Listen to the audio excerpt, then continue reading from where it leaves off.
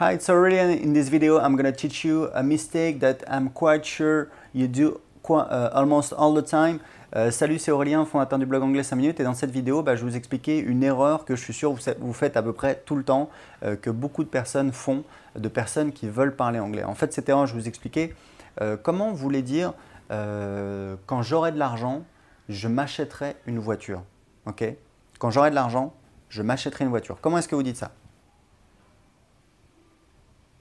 Ok, c'est bon, vous avez trouvé? Ok. Alors en fait, il y a beaucoup de gens qui pensent, voilà, comment je vais traduire quand j'aurai de l'argent, je m'achèterai une voiture.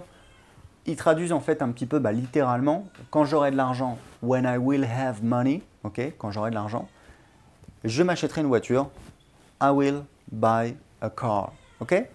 Le problème, c'est que ça, c'est faux. Pourquoi? Parce qu'en fait, au futur, après le temps du verbe, après when, en fait, il est toujours au présent. Donc en fait, la phrase correcte, c'est when I have money, I will buy a car. Okay, donc ce n'est pas instinctif, puisqu'en français, on ne fait pas comme ça. Des fois, il y a des différences comme ça qui ne sont pas très importantes entre les langues.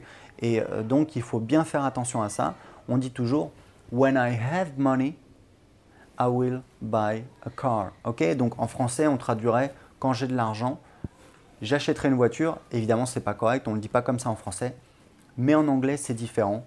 Je crois qu'on appelle ça une préposition, enfin la partie de la phrase qui est après when, le verbe est toujours au présent. Donc on dit de la même manière, when I get rich, I will buy a car to my mom. Quand je deviendrai riche, j'achèterai une voiture à ma mère, etc., etc. Donc toujours très important. Après, au futur, après when, c'est toujours le verbe au présent. Donc, when I have the time, I will go to the movies. Ok? Quand j'aurai le temps, j'irai au cinéma. Ok, c'est bon pour vous? Voilà, si vous voulez, j'espère que ça va vous aider. Souvenez-vous, c'est un truc que vous allez pouvoir rajouter un petit peu à votre anglais. C'est pas très compliqué. Essayez de faire quelques exemples comme ça. Et si vous voulez recevoir plus de conseils pour apprendre l'anglais facilement en quelques minutes par jour, inscrivez-vous en dessous de cette vidéo, c'est gratuit.